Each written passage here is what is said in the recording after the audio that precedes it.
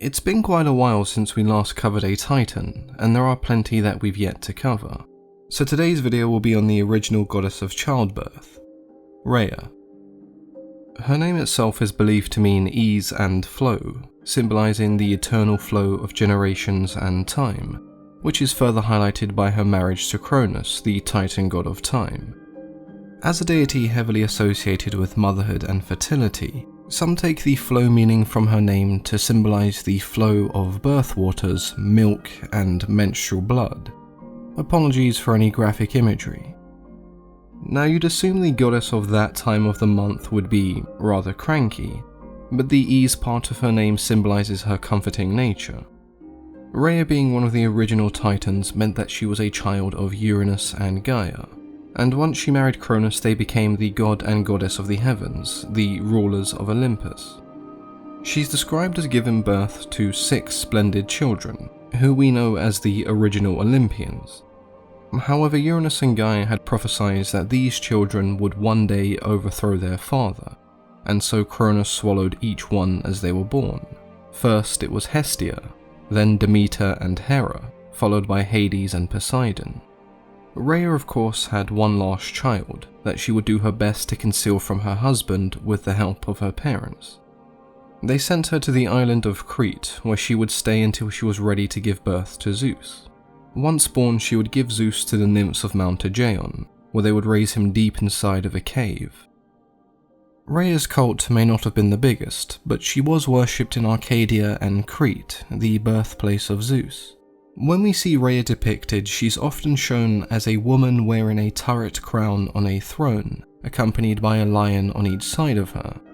This association with lions could also be because the Greeks identified her with the Anatolian goddess Cybele. Like Rhea, she was also considered the mother of gods and at times seen riding a lion, hence the Greeks referring to her as Rhea Cybele. Similar to many of the other Titans, Rhea's involvement in the overall Greek mythos is fairly limited, but she does appear in a few stories.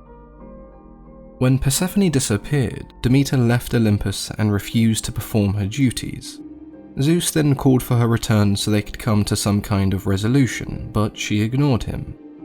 It was then Rhea who visited her, comforting her and convincing her that there was no reason to be angry, as she would soon see her daughter again.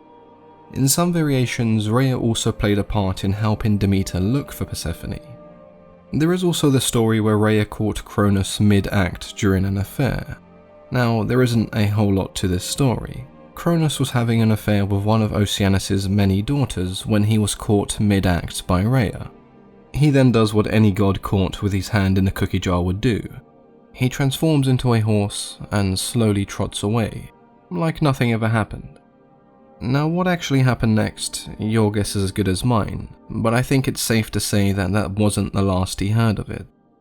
When the Titan goddess Leto fled to the island of Delos to give birth to Apollo and Artemis, Rhea was one of the many goddesses present who went against the word of Hera, helping comfort Leto during the pregnancy. It's fairly obvious that Rhea is another deity who doesn't really care much for conflict. She seems to be more concerned in performing her duties, and only really comes out of obscurity to help and comfort those in need. Considering that she was once the Queen of Olympus, she seems to have no ill intent towards her children, despite them effectively dethroning her. We can also assume by how hard Rhea tried to keep her children away from Cronus that she wouldn't have sided with the Titans during their conflict with the Olympians, and as a result it's likely that she wouldn't have been imprisoned in Tartarus thereafter, which could be why we still see her in a handful of stories. If you have any thoughts and theories regarding Rhea, then feel free to share those in the comments below. If you have enjoyed the video, then please consider leaving a thumbs up as it really does help me out. As always, I've been your host, Mythology and Fiction Explained.